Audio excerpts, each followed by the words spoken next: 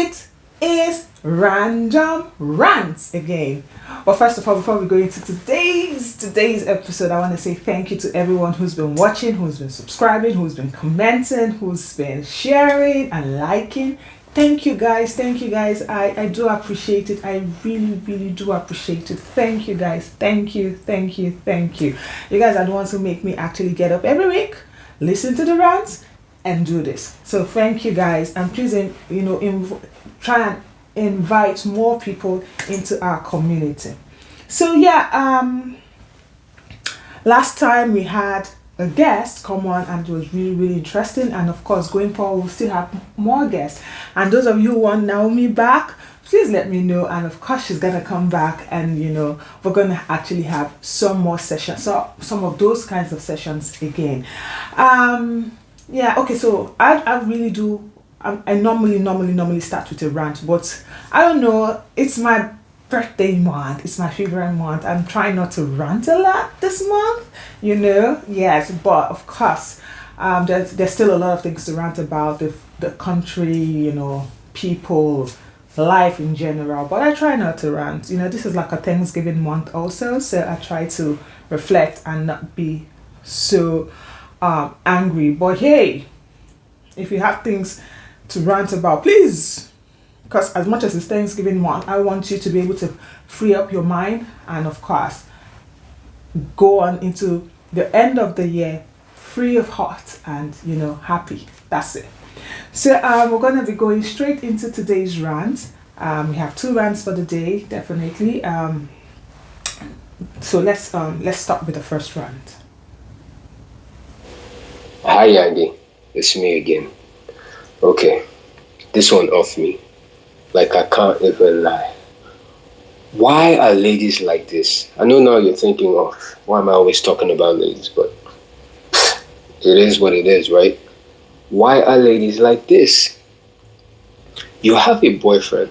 Why don't you tell me you have a boyfriend? Why do you still collect gifts and attention from me? Just say, I have a boyfriend, and I move on.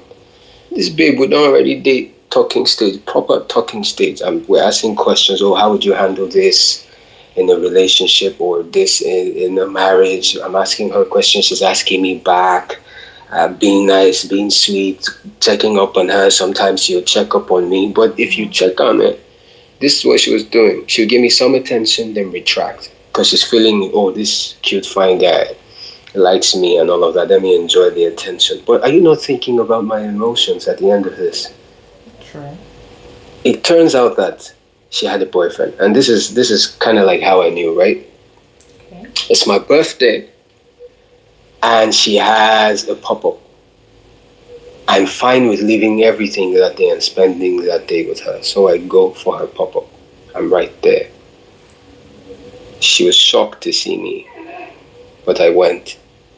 Now there's a guy there, and I just noticed he's really close to her, but I was fine because I'm never really intimidated or moved by guys being around ladies. So I was like, well, my friend was pointing it out to me, like, yo, why is this guy here? Why is this guy here? And I was like, maybe it's just a friend or something. I didn't mind that, right? After the pop-up, because she sells perfume, she was done, and guess what happened? The guy left. I stayed till the end. I was falling in love with her boy. So I stayed till the end. I was right there. Gave her a hug afterwards. Gave her another hug. It was sweet, We get talking another time on the phone, texting. And I ask her, I say, do you have a boyfriend? Because the question don't hit me in some kind of way. So I said, let me just ask her, do you have a boyfriend? Which I should have done early on. Mm-hmm. Do you have a boyfriend? She says, yes. And she tells me the guy's name. And I remember that's the guy that was at the pop-up right next to her. That was the name she told me. I felt like a moron. A big moron. Now me and her are fine. I called her. We said things straight and all of that. But did she have to do that? That's too much, right? Is it just me? Is that normal? Why do people do that? Why do ladies do that? Okay. I really feel for you. First of all, hearts, because I'm sure you were already imagining a lot of things, and you had actually assumed or taken in that position of the fact that I can build something with this person. So I don't know. I feel you. I do feel you. We do not like to assume, and that's why I always tell people that when you are getting into something from the beginning, let's know. I think it's always nice to always ask all these questions and do not just assume, especially when you like the person, you understand, or you're looking at, okay, something can actually happen between me and this person. I think do not assume. You already, yes, you guys are talking about how many kids, and everybody does that. Oh, how you want to live your life and all that, but you had actually not asked the important questions, which is, of course, are you single? In today's world, you have to ask, are you single? Are you married? Are you this? Are you that? And hear it in plain words before you go ahead of yourself, and I don't think it's just the ladies who do that. Even men do it a lot. They would also give you the green light and avoid those kind of questions before and you would have already thought that you found someone too, and before you know it, it just happens that they actually have someone and they assume you never asked the question. So, and it's not like they feel they're wrong.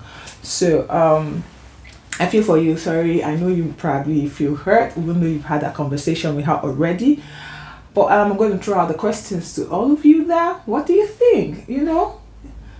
What do you think in the first stage of all this dating and all that, or when you're liking someone? Just ask the question immediately, because he says, why are ladies like that? I don't think it's just ladies. I think it's guys and ladies. In fact, I don't want to say mostly guys, but let's just leave it at it's guys and ladies that actually do those things. So I rather do not assume. Do not assume. If you want to know it immediately. Even if the person looks like they're not, in fact, they've been single for ever and ever and ever. Even if the person is someone that that you knew before or something, and you ask that question and be sure before you start jumping into something you would regret or you would feel hurt. So hey people, please, what do you think? Do you understand? And what do you think basically, and let's just know your views, let's just know your thoughts. What advice do you have for other people? Like he said, he's already spoken, and although he still feels hot, but he's already spoken about it to her. So yeah, send you hearts, I send you love. I'm sure you pretty much liked her, but I don't know, sorry about that. Okay, so let's go into our next rant for the day. Okay, hi. So this is my rant. I'm a youth corper and I'm serving in Lagos, and this is actually the first time I've come to Lagos all my life. I just want to say that it's really disgusting the way Yoruba people here try to force their language down my throat. I mean, it even gets more disgusting when the Ah, supposed learned NYSC officials are discriminating because I am not a Yoruba person. They're speaking their language to me. I tell them I don't understand. There was an experience I had last week. My supposed local government instructor was telling me that why did I come to Lagos if I cannot speak the language? If you cannot speak the language, then you shouldn't be here, and many other nasty things. And I'm like, first of all, we're told that integration is one of the major reasons for NYSC, and somebody that holds this kind of position is telling me that I should have remained in my state if I cannot speak the language. So I just want to say that it is totally unnecessary and it's very, very disgusting, because I mean Yoruba is not our lingua franca. I'm an Edo girl, right? I'm from Edo State. So Yoruba is not our lingua franca in Nigeria. And so if I am going to learn the language, it should be something I want to do willingly and not because they're trying to shove it down my throat. So I'm saying this, Yoruba people, you people should chill. I beg, be calming down, because nobody really cares about the language. whoa, whoa. Okay, I'm so sorry you feel that way. First of all, um, I don't think you should generalize. Basically, I also grew up. I'm not a Yoruba girl, but I grew up in Lagos. I do love the Yorubas, and I don't think it's every Yoruba person that does that. So I'm really sorry about that. I grew up in Lagos. I love Yoruba movies. In fact, that's my favorite genre of movies. Like my favorite is Yoruba movies, and I have a lot of people who are Yorubas, bosses and all, and I've never been forced to um, speak the language. Um, so I don't think I just think you shouldn't generalize. It's not a Yoruba thing. It's probably the person, the people you're surrounded by, and it's not really a good thing. Nigeria as a whole, we are a people of um, different cultures, different languages, different and all that. And yes, you said we all integrate ourselves, into whatever it is. But I don't think it's a personal tribe thingy. I don't think it is. I just think it is majorly the set of people you met. I am a Calabar girl. I schooled in Edo State also. Didn't have the need. I was never forced to be able to speak that language. I served in Enugu and I did not. I was not forced to speak the language. I schooled my majorly like grew up and schooled in Lagos. Still stay in Lagos.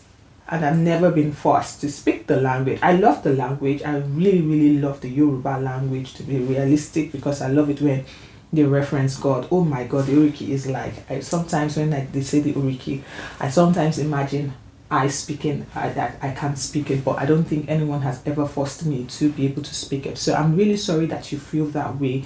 And to those of you who try to make people feel uncomfortable in your part of the country, you understand, it's not nice. We are Nigerians. Every part of the country belongs to us. Every part of the country. We are all Nigerians. We should actually accommodate everyone. If you want people to speak your language, you can teach them in love, but do not force it. Let's just all spread love and happiness. Do you understand? No one has the monopoly of Nigeria. Everyone owns it. All of us own it, and we are blessed to be able to have all that language, all the culture, all that. We're blessed. It means that a lot of talent, a lot of good things, a lot of ideas come out from different people that identify as one. So so sorry that you feel that way, but please do not generalize. Lagos is an awesome place to be in. Yorubas are really, really awesome, just the way Edo people are awesome people, Calabar people are awesome people, the Igbo people, the Delta people, the Warri people, the Hausas, everyone in Nigeria, every culture, has their unique the unique thing about them. And I do not think anyone should generalize on a particular tribe. So yeah, I'm so sorry again, and I send you love and I send you hearts. So yeah. That's it for today.